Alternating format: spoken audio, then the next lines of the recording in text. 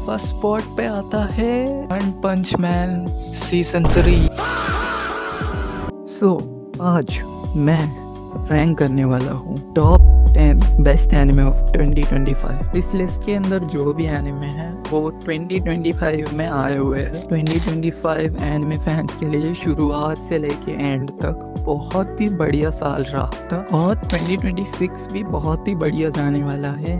Anime lineup एकदम बढ़िया है और टॉप 10 एनिमे निकालना बहुत ही ज़्यादा मुश्किल रहा है। तो सबसे पहला एनिमे आता है टॉप 10 पे, सोलो लेवलिंग। वेट तुम इससे पहले मुझे मार दो, मैं बता दूं कि सोलो लेवलिंग क्यों टॉप 10 आया है। सोलो लेवलिंग यहाँ पर आया है बिकॉज और फार्मिंग, जिनवू मेन कैरेक्टर्स और फाइट विद बेरू, वो सब कुछ बहुत ही बढ़िया तरीके से दिखाया गया है एनिमे के अंदर।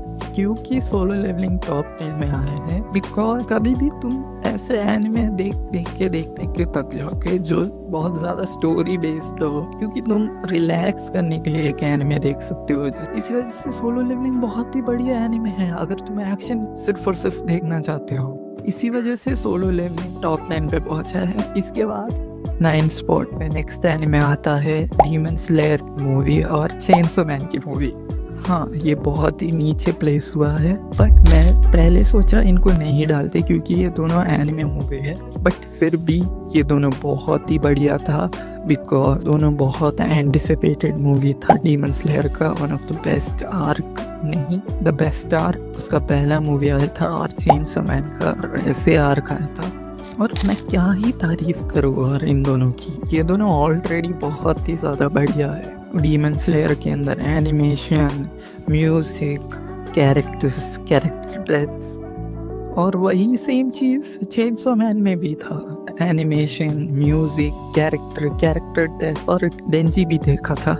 मैंने दोनों मूवी देखा है, बट अगर मुझे दोनों में से कोई बहुत बढ़िया लगा है तो मैं ज़रूर चेनसो मैन को रखूँगा, क्योंकि चेनसो मैन एक मूवी था, मतलब डीमन स्लेयर की तरह एक पार्ट वाइज नहीं था। चेनसो मैन एक प्रॉपर मूवी था, इसी वजह से शायद से मैं ऊपर रख रहा हूँ। ज़्यादा ऊपर भी नहीं रख रहा क्योंकि ये दोनों मूवी है और ये दोनों सोलो लेवलिंग से तो ऑफकोर्स बेटर ही है, तो ज़्यादा ऊपर ना रखते हुए 9 स्पॉट ही परफेक्ट है। 8 स्पॉट का नेक्स्ट एनिमे आता है साकामोटो डेज और इसके बात मत ही करो क्योंकि ये बहुत ही बढ़िया एनिमे है। अगर तुम एक्शन और साथ साथ स्लाइस ऑफ लाइफ एंजॉय करते हो, तुम पसंद करते हो, तो तुम्हें ये एनिमे बहुत ही बढ़िया लगने वाला है। ऊपर से पार्ट 2 और भी ज़्यादा बढ़िया था पार्ट 1 से। पार्ट 1 थोड़ा सा कम एक्शन था, बट पार्ट 2 में उन लोगों ने एक्शन को काफ़ी ज़्यादा सीरियसली लिया था और साथ साथ एक्शन बहुत ही वेल एनिमेटेड था। स्पेशली ताकामुरा जो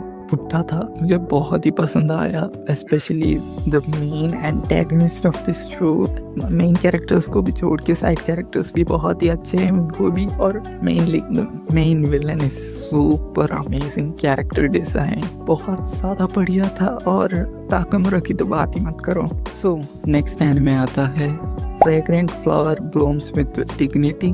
और जिन लोगों को भी रोमांस एनिमे, रोमांस जॉनरा काफ़ी ज़्यादा पसंद है और उनको बहुत ही बढ़िया लगने वाला है, क्योंकि इसके अंदर कुछ ज़्यादा अमेजिंग प्लॉट या फिर ज़्यादा अमेजिंग कुछ सेटअप वगैरह नहीं है। स्टोरी का मेन कैरेक्टर है रेंतारो, जो कि बहुत ही ज़्यादा स्कैरी दिखता है, बट और दूसरा मेन कैरेक्टर आता है वागुरी कावरू, वो भी बहुत क्यूट, इनोसेंट, और इसके अंदर जो साइड कैरेक्टर्स हैं वो भी बहुत ही बढ़िया फील होता है। स्पेशली जब उनके ऊपर स्टोरी फोकस होती है, उनके ऊपर बैक स्टोरी दिखाया जाता है, जैसे सुबारू को दिखाया जाता है और रेंतारो के फ्रेंड्स की दिखाया जाता है, और इन दोनों स्कूल के बीच का कॉन्फ्लिक्ट बहुत ही बढ़िया एनिमे। अगर तुम्हें देखना है तो देख सकते हो। वैसे तुम्हें कोई 12 एपिसोड में एक रोमांस एनिमे देखना है जो कि बहुत ही बढ़िया है, सारे अच्छे कैरेक्टर्स हैं, और ऐसे करके कोई अच्छा रोमांस एनिमे देखना है तो तुम इसको देख सकते हो, इसको ट्राई कर सकते हो 3 एपिसोड का। उसके बाद पसंद नहीं आया तो ड्रॉप कर देना।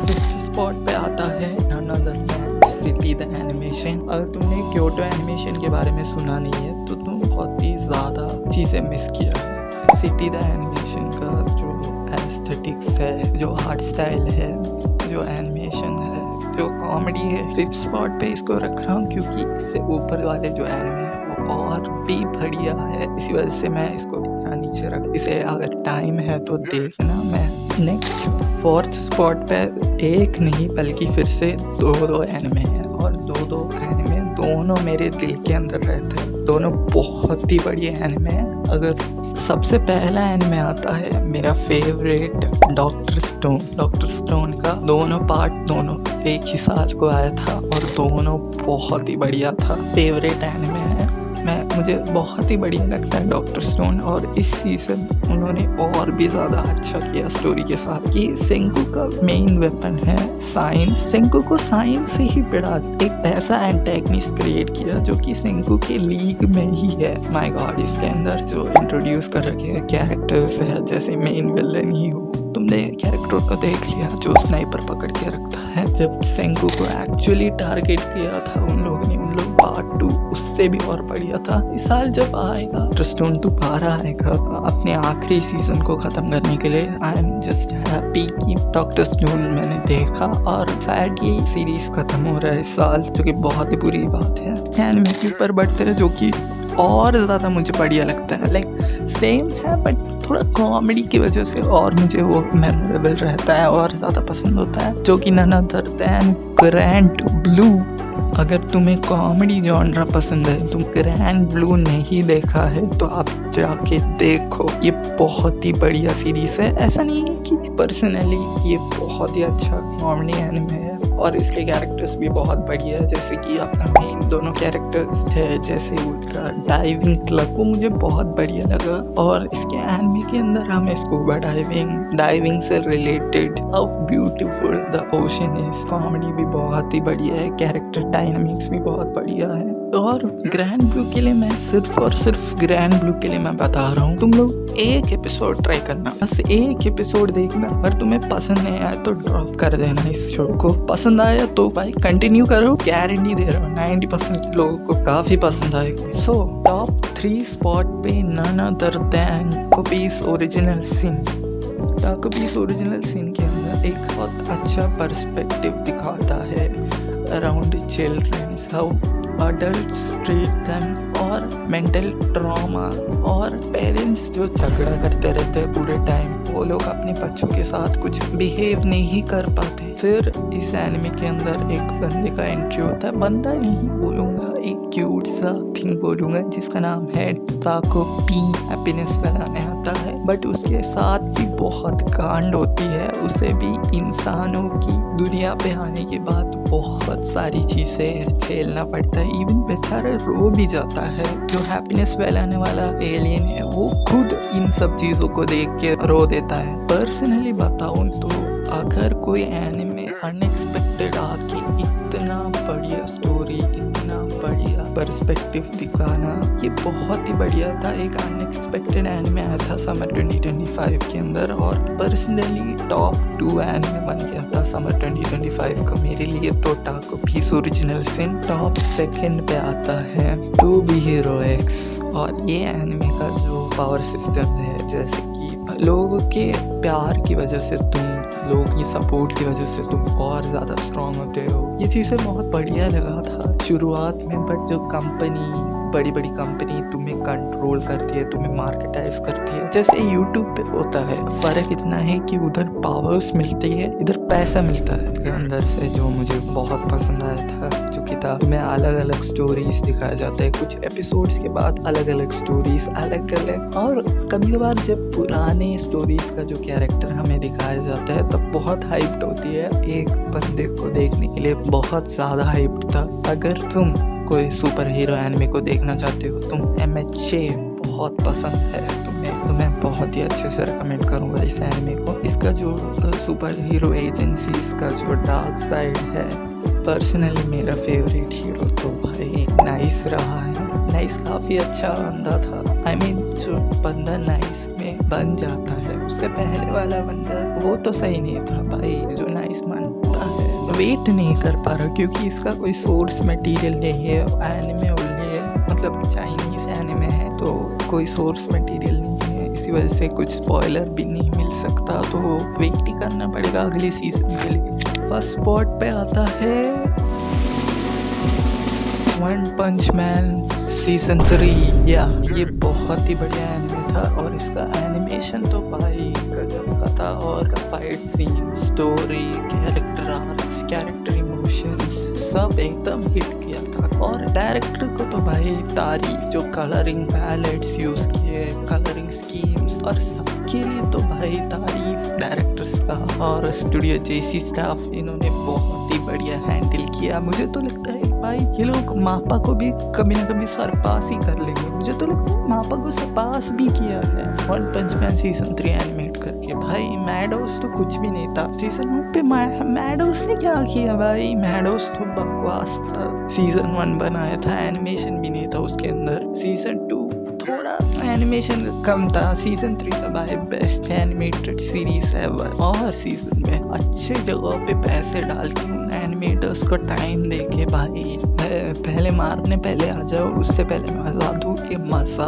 था। एक्चुअल नंबर 1 एनिमे है 2025 का। बेस्ट एनिमे है माई हीरो एकेडमिया फाइनल सीजन। और जिन्होंने भी भाई माई हीरो देखा आफ्टर ये फैंडम वाला चीज की वजह से, जिन्होंने भी ड्रॉप करा, इतना बढ़िया सीजन था। बढ़िया तरीके से बोन्स ने इसको एंड किया था भाई। Bones one of the top best anime studios में आता है। मॉब साइको देख रखा है जिन्होंने भाई लिटरली फाइनल सीजन देख रखा है, उन्हें ही पता है भाई कितना बढ़िया एनिमेशन था।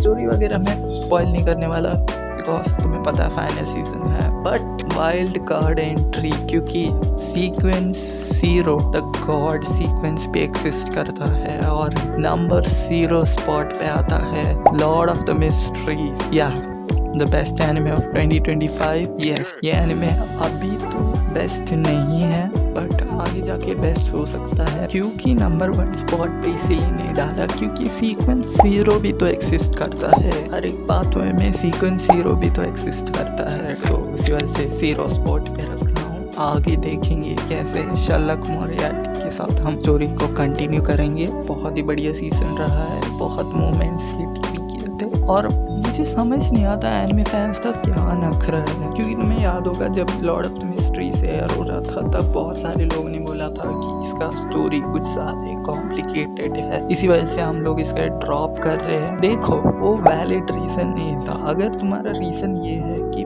पेसिंग बहुत ज़्यादा फास्ट है, इसी वजह से हम दोबारा नहीं देखना चाहते हैं, तो वो वैलिड रीज़न था। पर जो स्टोरी कुछ ज़्यादा ही कॉम्प्लिकेटेड वाला बात, वो तो बिल्कुल वैलिड नहीं है। यही लोगों ने सोलो लेवलिंग को मिड स्टोरी बोला था और मिड लेवलिंग बोला था कि लोग लॉर्ड ऑफ द मिस्ट्रीज को कुछ ज़्यादा ही कॉम्प्लिकेटेड बोल रहे हैं। पर्सनली ये रहा मेरा टॉप 10 फेवरेट एनिमे का लिस्ट। टॉप 10 नहीं है, बहुत सारे एनिमे है, बीच बीच में 2 एनिमे को ऐड किया है क्योंकि वो भाई मैं उन्हें कहीं और प्लेस करने का सोच भी नहीं रहा था। कोई भी एनिमे तुम उठा के देख सकते हो, बहुत ही बड़ी एनिमे से सारे के सारे। और अगर तुम्हें लगता है मेरा लिस्ट काफ़ी ट्रैश है, इसके अंदर चेंजेस करने हैं, तो खुद कमेंट पे लिखो, मैं खुद पढ़ लूँगा।